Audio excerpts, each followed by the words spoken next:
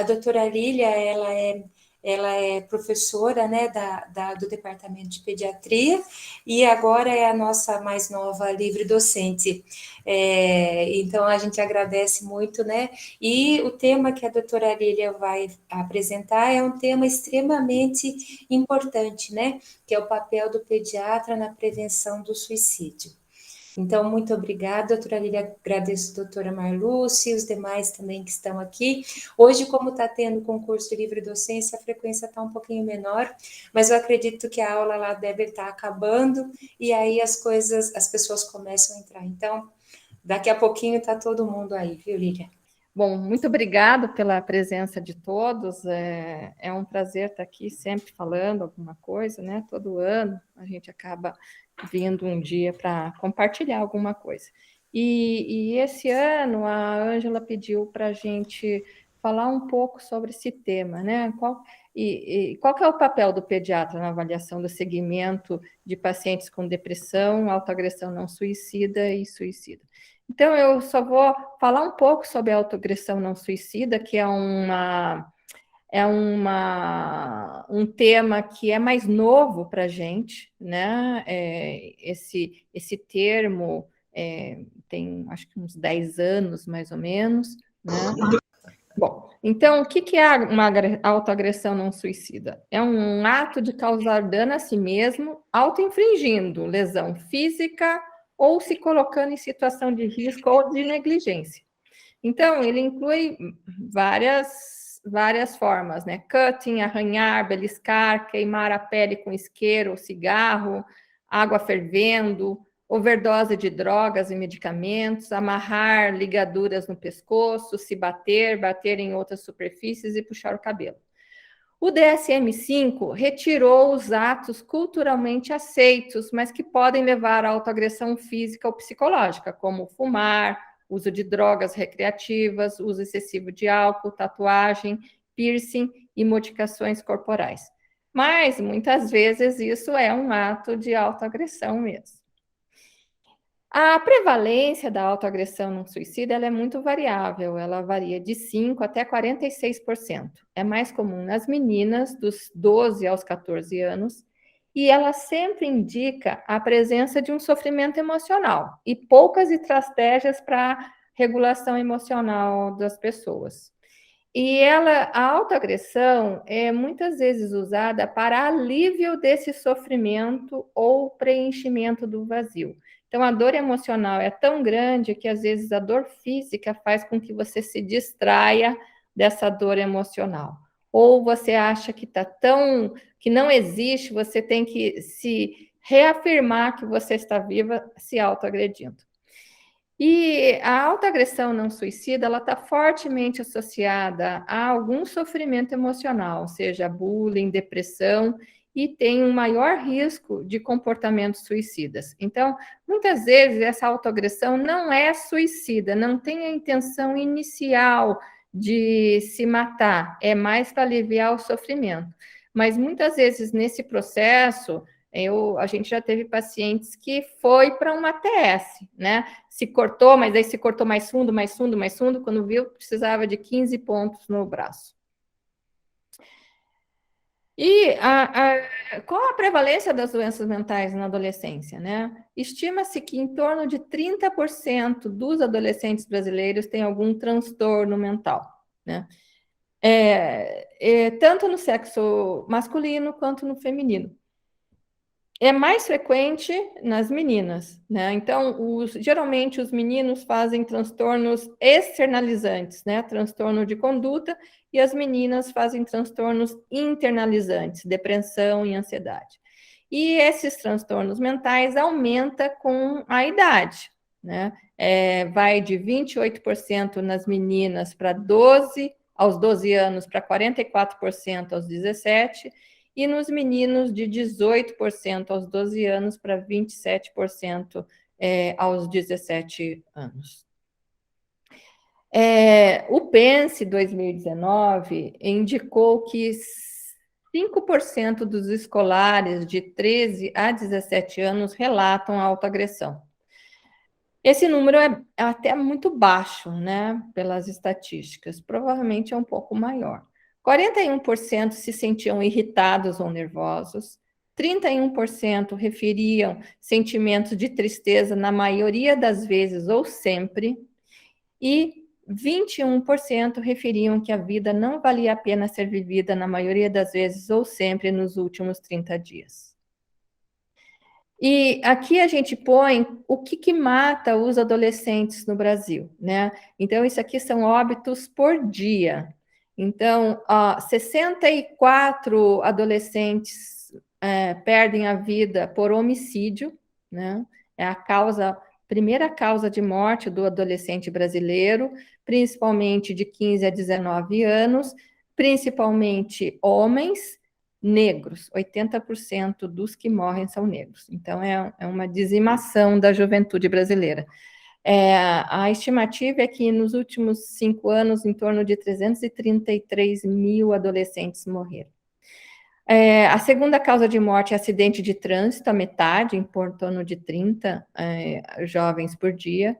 Afogamento, em torno de 10, 16. Autoagressão não suicida, que é autoagressão, né, não é suicídio, é em torno de 7, e as infecções respiratórias lá atrás. E só mostrando um pouco do nosso trabalho, né, numa escola aqui da região, a gente fez esse questionário para 411 alunos, 58% deles referiam já ter sofrido bullying, 26% deles referiam que já se cortaram, 49% já fizeram uso de substância na vida, 22% referiam, tinham scores compatíveis com depressão grave nas últimas 2 semanas, né, do questionário, e 37% referiam algum dia de pensamento suicida. Então, como vocês podem ver, o sexo feminino, né, há um predomínio desses comportamentos no sexo feminino, com exceção do uso de substância, né, que foi igual nos 2 sexos, até mais com as meninas, até usando até mais substância do que álcool, principalmente, do que os meninos, e tendo mais comportamentos de risco em relação a isso. E na pandemia, a gente sabe, né, que houve uma piora da saúde mental dos nossos adolescentes, né? Nesse artigo da JAMA, fazendo uma avaliação global da prevalência de depressão e ansiedade, eles acham que dobrou a prevalência tanto de depressão e ansiedade.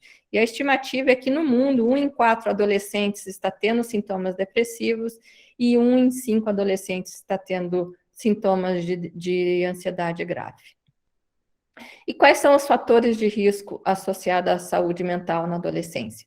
Então, são vários fatores, né? Claro que você tem que ter uma vulnerabilidade individual, mas essa vulnerabilidade individual, ela é diretamente afetada por fatores ao seu redor, né? E muitas vezes macrosistema. Os fatores individuais, a gente considera um termo de capital psicológico. O que é o capital psicológico?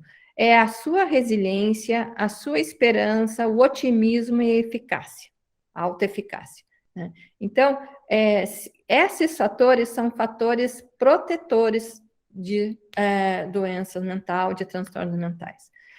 Claro que a família também muitas vezes é um problema e às vezes é a solução para o adolescente, né? Então,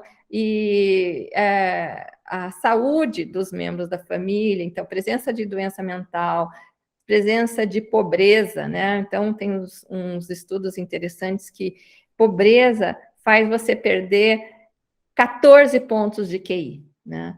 Então, você não tem habilidades cognitivas nem para ter bons relacionamentos, para ter uma inteligência emocional, né?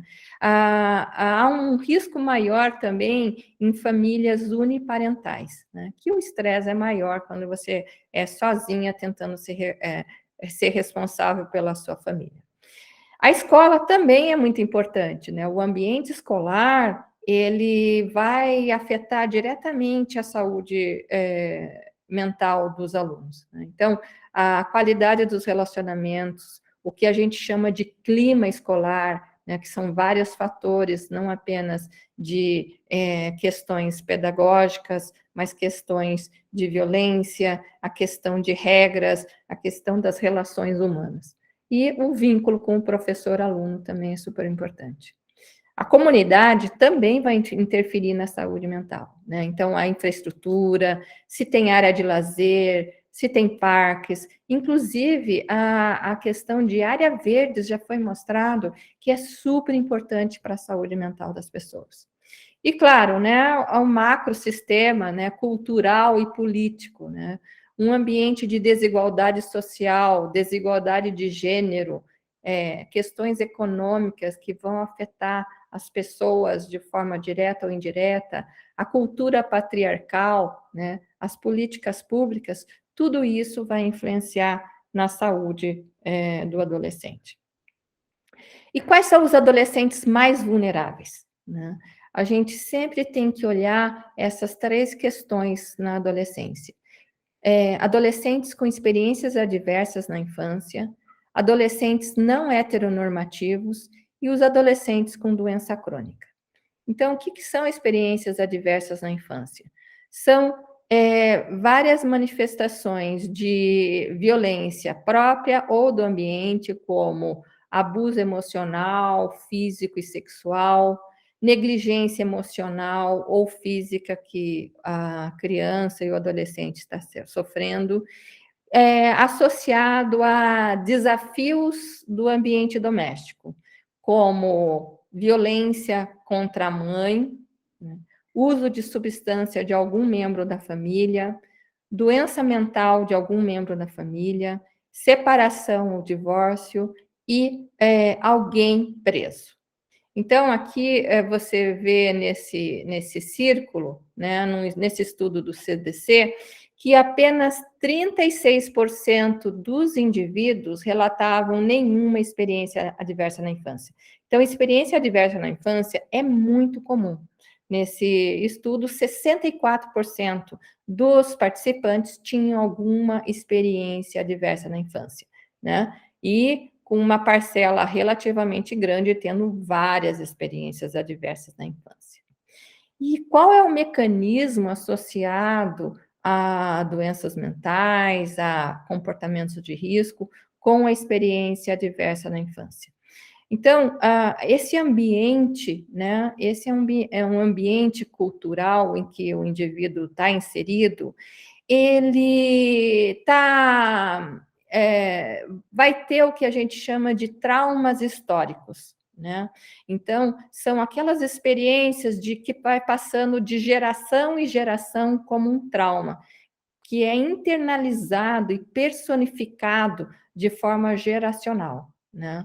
E, infelizmente, a gente tem várias feridas históricas, né? Cada população tem uma. Nós, infelizmente, a gente tem a ferida histórica do racismo, a gente tem a ferida histórica do preconceito, né? Da homofobia, do ódio contra a mulher, né? É muito alto aqui. Então, essas pessoas, elas vão passando de geração para geração, e isso acaba fazendo com que, se elas não se tratarem, elas acabam passando essas questões para as gerações futuras e deixa você com uma inabilidade, né, até de criar seus filhos de uma forma culturalmente mais saudável. Claro que isso não é tudo, você também tem que ter essas questões sociais e condicionamentos locais que vão precipitar essas experiências, né? E o indivíduo vai ter diversas experiências adversas na infância, né? Como você vê, é uma coisa relativamente comum.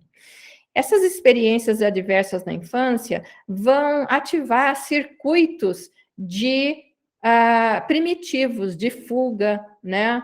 De sobrevivência.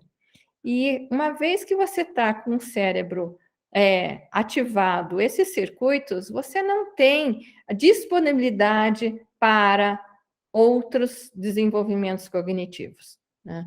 Então, há um prejuízo cognitivo, social e emocional desse indivíduo. E, claro, quando você não tem uma boa cognição, talvez as suas escolhas de vida também vão ser comprometidas. Então, esses indivíduos acabam tendo mais comportamentos de risco, até para lidar, né, com esse estresse tóxico que eles vivem. E esses comportamentos de risco estão associados a doenças, deficiências e problemas sociais, que vão culminar com a morte, né? Acredita-se que um indivíduo que tenha mais de 6 experiências adversas na infância perde 20 anos de vida, morre antes dos 60 anos de idade. E os indivíduos, adolescentes com experiências adversas na infância, têm várias comorbidades, né? Não é só um risco. Ele tem 2 vezes mais chance de beber em binge, 3 vezes mais chance de ser um fumante, 4 vezes mais chance de ter problemas mentais e estar insatisfeito com a sua vida, 5 vezes mais chance de fazer atividade sexual precoce e desprotegida, 6 vezes mais chance de ter uma gravidez não planejada, 7 vezes mais chance de se envolver em violência, 11 vezes mais chance de usar drogas ilícitas e ser preso. Então, muitas vezes a gente percebe que a gente vai ter que fazer uma avaliação mais ampliada nesses adolescentes. E os outros adolescentes vulneráveis são os adolescentes que pertencem ao grupo LGBTQIA+, né? O Brasil é um dos países mais homofóbicos que tem, né? A violência contra esses indivíduos é altíssima, né? Eles sofrem mais de 10 formas diferentes de vitimização, né? Com estresse pós-traumático, microagressões familiares e rejeição dos pares, a mais comum. Tanto que um paciente trans no Brasil, né, uma pessoa trans no Brasil, de uma geral, é assassinada por volta dos 36 anos de idade. E esses adolescentes, eles são 2 vezes mais, têm 2 vezes mais chance de ser alvo de bullying e de se envolver em violência, 3 vezes mais chance de iniciar atividade sexual antes dos 13 anos, se sentir triste, se sentir ameaçado na escola e de fumar, 5 vezes mais chance de ter atividade sexual forçada e 6 vezes mais chance de tentar suicídio. E os nossos pacientes crônicos, né? Que muitas vezes a gente infantiliza, a gente não enxerga que eles já são adolescentes, não são criança, né? Mas eles querem ser adolescentes e eles querem fazer parte desse grupo, e esse grupo, todos os adolescentes detestam ser diferente. Então, eles buscam a uniformidade. Como eles não podem ser uniformes nas questões de saúde, talvez eles sejam uniformes nas questões de risco, né? E a gente fez essa pesquisa na sala de espera do Ambulatório Geral de Pediatria durante a pandemia. E a gente viu que 60% deles tinham sintomas depressivos moderadamente graves e graves, né? Tinha um score médio compatível com depressão moderadamente grave. O score de autoestima dele era abaixo da média nacional. O score de resiliência era abaixo da média nacional para doentes crônicos compatíveis. Esse score é compatível com doenças, transtornos mentais gravíssimos. Inclusive, o autocuidado dele estava pior do que antes da pandemia. E 95% deles faziam uso de substância. E quando você compara aqui os meninos com as meninas, diferentemente daquela avaliação antes da pandemia na escola, não havia diferença entre os sexos, né? Então, tanto os meninos quanto as meninas estão altamente com a saúde mental comprometida. Então, a gente, por mais que a gente não avalie esses riscos, ele vai interferir nos nossos pacientes, né? Ele vai interferir em como esses pacientes vão lidar com a doença deles, qual a adesão deles, e se a gente não avaliar e não ajudar os nossos adolescentes, a gente vai estar fingindo que está cuidando deles, né? E eles estão fingindo que estão sendo tratados. Então, é importante a gente entender quais são as questões da consulta médica do adolescente, porque a gente vai ter que atender esses adolescentes com as suas particularidades. Então, lembrando que o adolescente tem direito à privacidade, ser atendido sozinho em espaço privado, tem direito à confidencialidade, então, tudo que for falado durante a consulta só será dito aos pais com o consentimento dele, tem direito ao sigilo médico, ao princípio da autonomia, que a gente, e a doutrina do menor maduro, em que a gente avalia cada consulta, cada paciente, qual é o seu grau de autocuidado, quanto de autonomia ele pode exercer sobre o seu autocuidado. E o respeito ao pudor. Salientando, né, que tudo que a gente perceber que faz com que o nosso paciente esteja em risco ou que leve a um risco de terceiro, é importante a gente ampliar o cuidado deles e isso vai gerar uma quebra de sigilo, mas essa quebra de sigilo, geralmente, a gente tem que se lembrar de que é eles que têm que quebrar o próprio sigilo, não é a gente que tem que sair correndo, dedurando ele para os pais, né? Mas, pelo menos 3 situações de risco, a gente tem que manter o sigilo, né? Atividade sexual, infecções sexualmente transmissíveis e experimentação de drogas. Lembrando que experimentação de drogas é 1 ou 2 vezes na vida, certo? E em grupo, essa é a questão, porque a droga não é sua quando você está experimentando. Então, o nosso principal objetivo numa consulta do adolescente é criar vínculo, né? Porque sem vínculo a gente não consegue nada. Então, os 2 primeiros minutos da consulta são críticos para que se criar esse vínculo.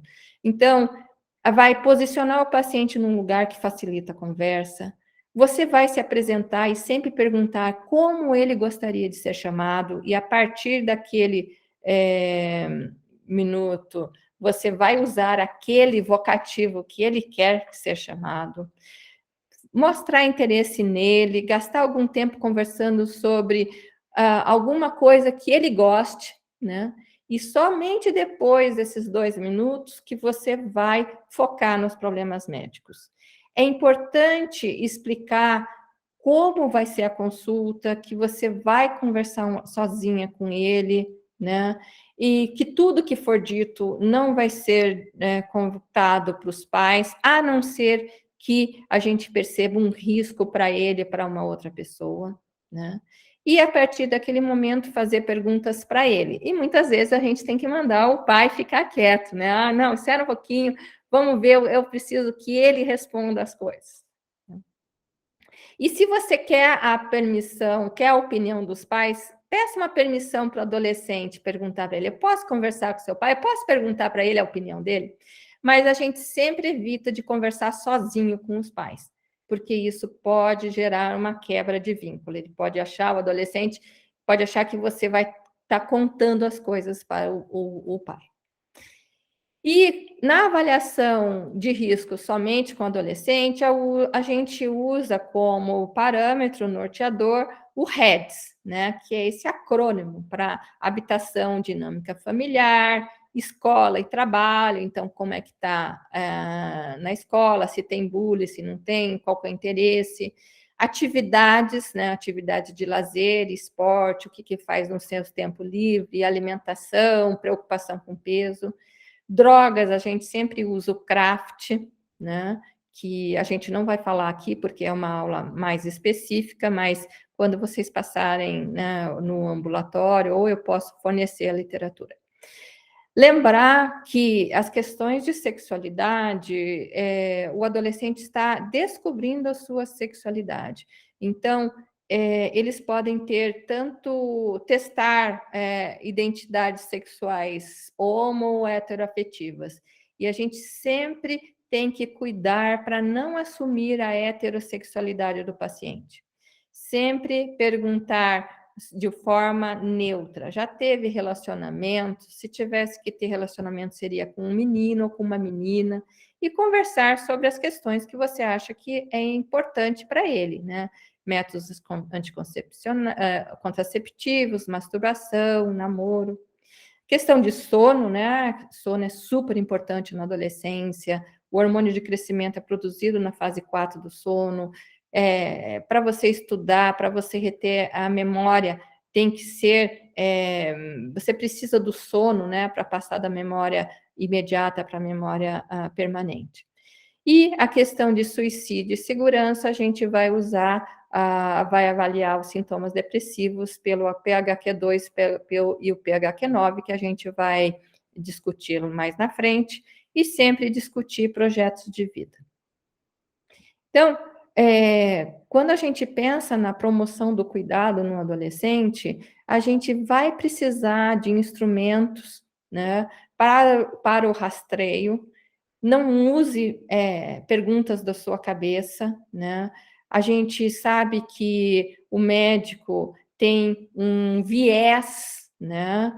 Um viés de percepção. Os estudos mostram que eles acertam muito pouco os adolescentes que usam, que não usam, mais ou menos 15% só de acurácia, 85% das vezes o médico está errado, a percepção do médico está errada, né? Então, tem que fazer um rastreio universal para esses pacientes a partir dos 10 anos de idade. E, claro, não adianta só perguntar, a gente tem que ter ferramentas para fazer intervenções. E, geralmente, a gente tem o que a gente chama de comorbidade. Não tem um problema sozinho, são vários problemas juntos. Então, o médico, frente ao paciente adolescente, ele tem que ter tempo, tem que ter disponibilidade interna para esse diálogo franco. Ele deve cultivar a empatia, aceitação, autenticidade, confiança e sigilo. Evitar preconceitos, juízos de valores e imposição de condutas. E sempre fortalecer o vínculo com seus pacientes. Então, o PHQ-2 é as duas primeiras perguntas do PHQ-9, que vai fazer o diagnóstico de sintomas depressivos segundo o DSM-5. Então, pelo DSM-5, para você ter um diagnóstico de depressão, você tem que ter positivo essas duas primeiras perguntas. Então, a Academia Americana de Pediatria orienta você fazer primeiro essas duas perguntas. Se tiver um score maior do que 2, você vai fazer as outras 7 perguntas do PHQ-9. Então, a gente sempre pergunta nas 2 últimas semanas com que frequência ele sentiu pouco interesse ou pouco prazer em fazer as coisas e se sentir para baixo, deprimida ou sem perspectiva. E as opções nenhum dia, que vai ganhar 0 pontos, menos de uma semana, que vai ganhar 1 ponto, uma semana ou mais, 2 pontos, e quase todos os dias, 3 pontos. Aí, o PHQ-9 tem várias questões, né, que fazem parte do diagnóstico, e a última pergunta é sobre suicídio. Pensou em se ferir de alguma maneira ou que seria melhor estar morto? E aí, além dessa pergunta, a gente vai querer entender qual o grau de dificuldade que esse paciente está sentindo em relação à rotina, né? Trabalhar, estudar, fazer as coisas, né? Porque isso também você tem que valorizar quando você pensa em depressão. E conforme a pontuação que você soma do PHQ-9, você vai ter o diagnóstico de depressão mínima, um score de 0 a 4, depressão leve, um score de 5 a 9, depressão moderada, um score de 10 a 14, depressão moderadamente grave de 15 a 19 e depressão grave maior que 20, de 20 a 27. Então, esse último grupo, né, quando os scores estiverem maior do que 14, é importante você pensar em indicar algum tipo de tratamento. A gente sabe que na adolescência a medicação e a psicoterapia, elas têm ambas uma efetividade muito semelhante, né? Eu, pessoalmente, prefiro psicoterapia, porque esse cérebro está em desenvolvimento, uma droga ou uma medicação nesse cérebro que vai alterar neurotransmissores, pode ser que remodele esse cérebro para aqueles níveis de neurotransmissores que você está estimulando, seja pela droga, né, a dopamina, ou seja pela medicação, serotonina. Então, a psicoterapia e também a medicação, ela acaba aliviando o sofrimento do indivíduo, mas não ajuda ele a resolver os problemas dele. Enquanto que a psicoterapia vai ajudar o adolescente a pensar nos problemas dele e pensar em soluções, né? Então, a gente sempre eu acho que psicoterapia é uma questão importante. Então, eu trago aqui o caso da Stephanie, de 12 anos. Ai, olha, alterou alguns slides. E ela traz esse desenho, né? A Stephanie tem 12 anos, acompanha no ambulatório, antigo ambulatório geral de pediatria, por constipação crônica, funcional. Ela evacuava a cada 15 dias, fazia acompanhamento há 6 anos no nosso ambulatório, sem melhora, né? E é legal esse desenho, né, que é uma interrogação, né, bem adolescente, quem sou eu, né? Porque na adolescência a busca da identidade é a grande missão do adolescente, né, e para esse novo corpo em transformação. Mas você vê que o corpo da Stephanie está fragmentando, né? E ela é uma super desenhista, adora desenhar, ela tinha vários personagens, mas vários personagens dela trazia essa boca, né, fechada, lacrada, né? Então a Stephanie não, nos desenhos dela não saía nenhuma voz, não saía nada pela boca e também não saía nada pelo ânus, né?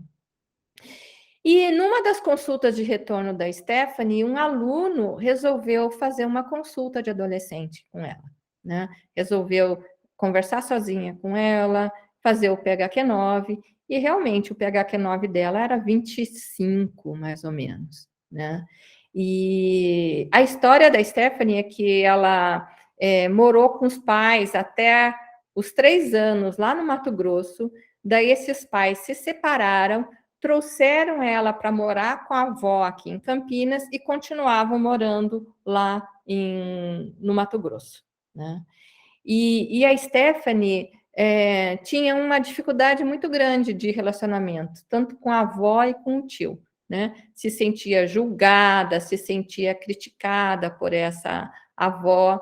E a Stephanie falava assim, que pensava em morrer vários dias, só não se matava porque os amigos ajudavam ela, e ela pensava que talvez se ela se matasse, talvez a mãe viria para o velório dela, né?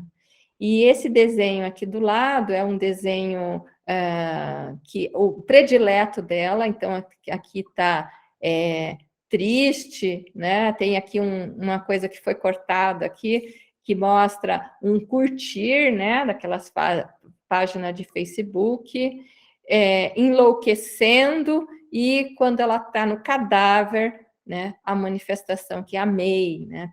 Tão curtindo.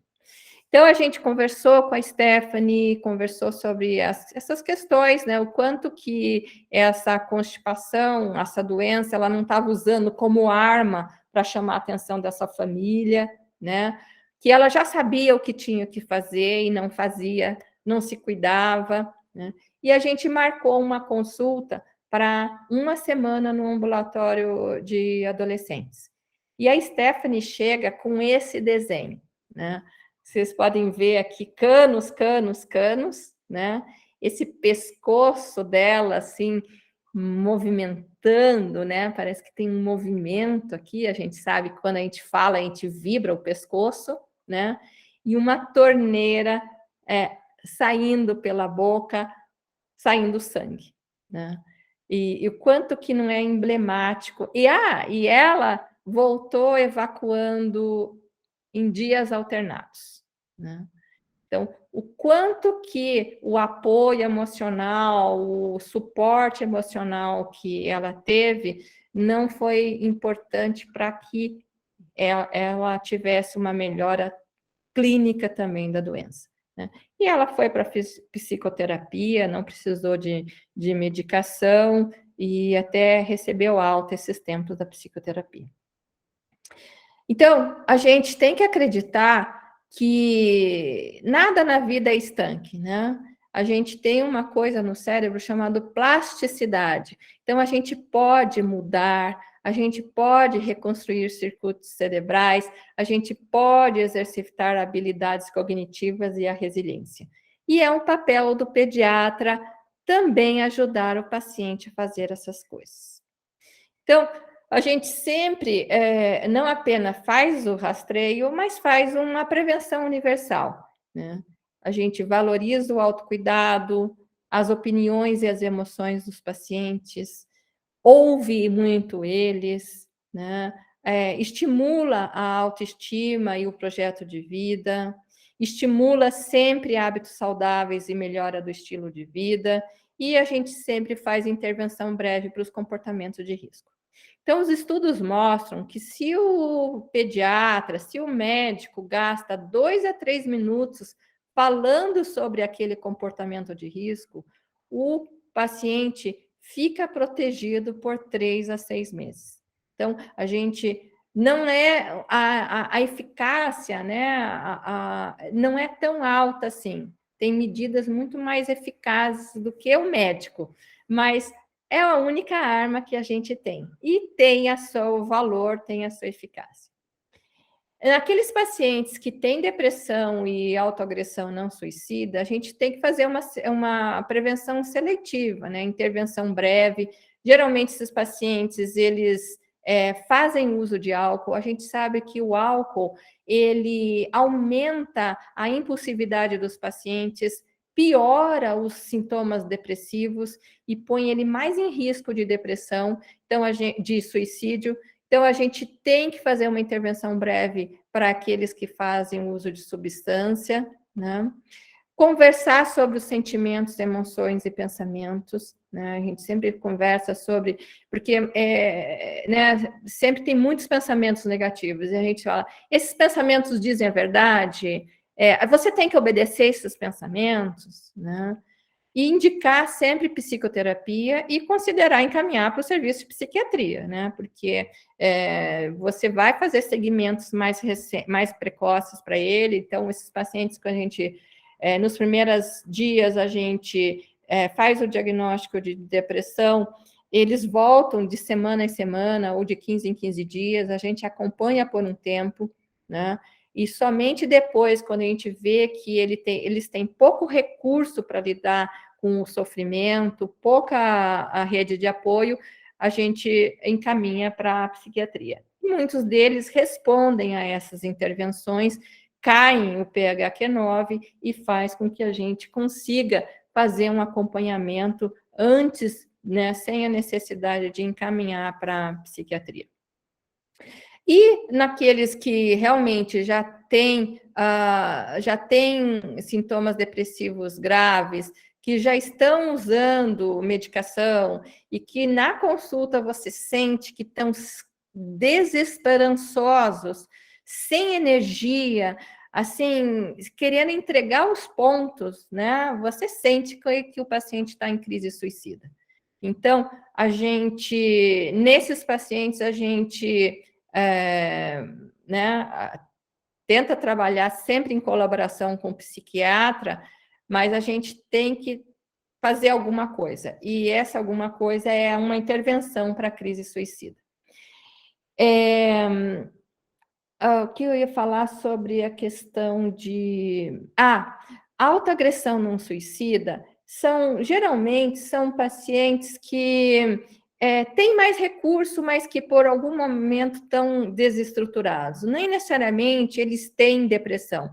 Muitos pacientes é quase que um estado de pré-depressão, né?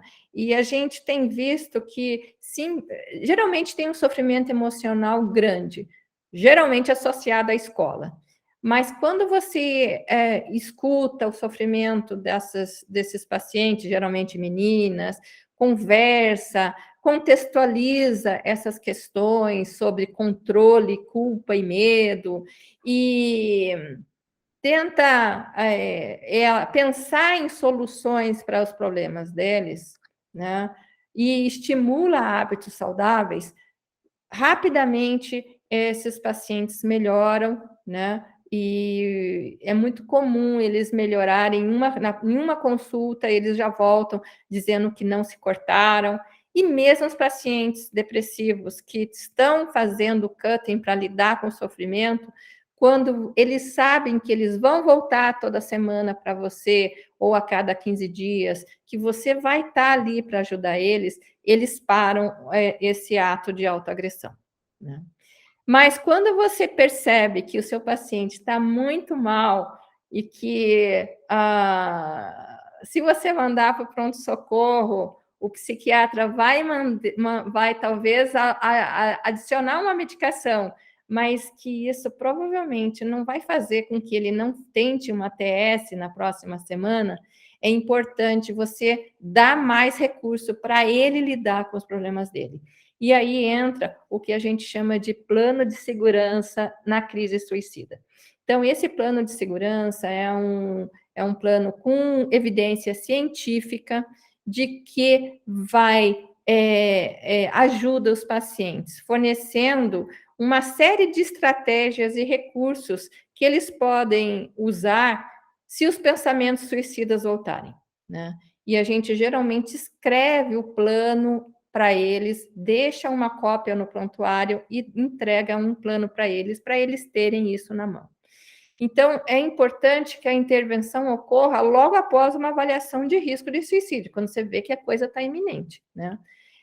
Claro, isso não adianta só você fazer nas pressas. É importante a gente ser um bom ouvinte, ter empatia, entender a perspectiva do paciente, validar os sentimentos dele e o desejo dele de reduzir o sofrimento, mas a gente sempre tem que reforçar que o suicídio não é uma boa opção. Uma coisa interessante que a gente tem que entender sobre o risco de suicídio é que ele flutua no tempo. Tanto o risco de autoagressão suicida, não suicida, quanto o suicídio, ele muda no tempo. E sempre tem o que a gente chama de um gatilho, que muitas vezes o paciente não sabe ainda, não percebe, não estudou ainda o processo para entender quais são os gatilhos, né?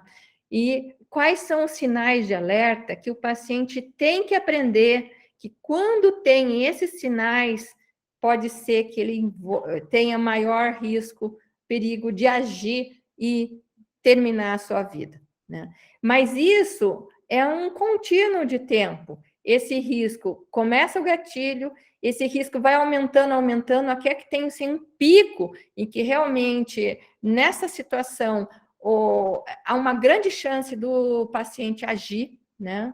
Mas que, passando esse período, a impulsividade, a vontade de se matar também diminui, né?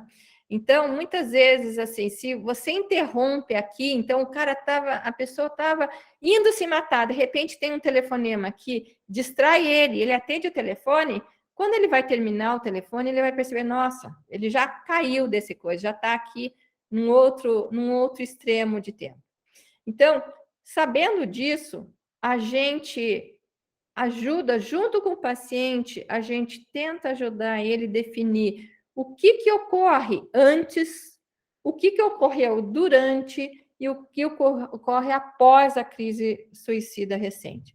Então, descrevendo os fatores precipitantes, quais são as suas reações a esses acontecimentos, né?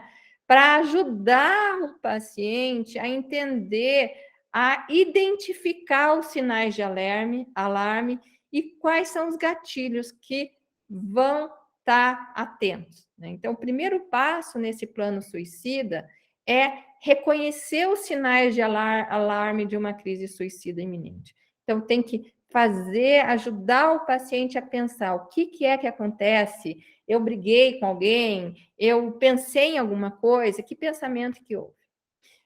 Além disso, ajudar o paciente a pensar em estratégias internas para ele se autorregular, né? Para ele lidar com esses acontecimentos. Então, pensar com ele, o que você pode fazer para se distrair desses pensamentos, desse gatilho? Ouvir música, correr, né? Dançar, ler um livro, né? Se isso não melhora, ou se ele acha que isso não melhora, vamos para a etapa seguinte: usar as interações sociais como formas de distração diante do pensamento suicida. Então, combinar com ele. Quem é que você pode ligar? Você tem algum amigo? Você tem alguma lanchonete que você pode ir? Cinema, assistir um filme, alguma coisa que ele vai fazer para se distrair dos pensamentos dele. A outra questão que também você tem que conversar com o paciente é que pessoas, familiares ou amigos, que podem ajudar você a resolver a crise. Então, essas pessoas, a gente anota o nome, anota o telefone, pede para ele, ela, né, ou ele, ligar para elas avisando, olha, quando eu estiver muito mal, pensando em me matar, eu posso te ligar, você pode conversar comigo. Então, essa pessoa, ela já está de sobreaviso, e o paciente vai ligar para elas pedindo ajuda para essa crise suicida. Uma outra coisa que a gente sempre faz é o contato, quais são os profissionais de saúde mental, instituições, a gente deixa o telefone do posto de saúde, a UBS mais próxima, e a gente sempre inclui o CVV, o Centro de Valorização da Vida 188. A nossa experiência tem sido assim que ajuda muito, né? Que quando eles estão mal, eles ligam e eles se sentem acolhidos. E também discutir com ele e com a família, reduzir o potencial de danos letais, né? Se tem arma de fogo em casa, quem é que vai guardar essa arma? Se a gente pode talvez tirar, né, uma parte da arma para ela não funcionar, as questões de faca, as questões, todos os meios que podem ser potencialmente letais, né?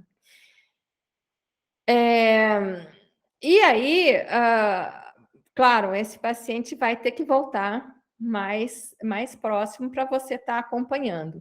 E de volta e meia, a gente também é importante estar revisando esse plano da crise suicida.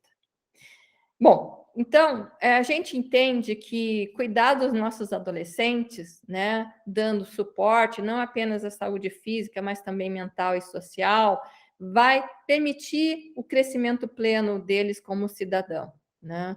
E eles vão melhorar o adolescente hoje, vão melhorar o adolescente amanhã na sua vida adulta e também, né, a próxima geração.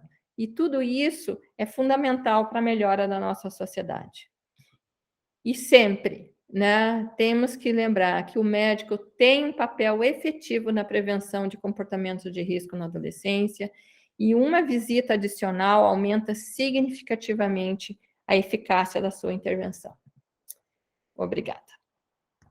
Então, Excelente, Lilian, como sempre, você traz aí uma lembrança e uma bandeira na defesa dos adolescentes que acaba sendo muito válida e significante para todos. Todos nós atendemos adolescentes e a gente ter essa especificidade, esse olhar faz toda a diferença. Muito obrigado pela excelente aula.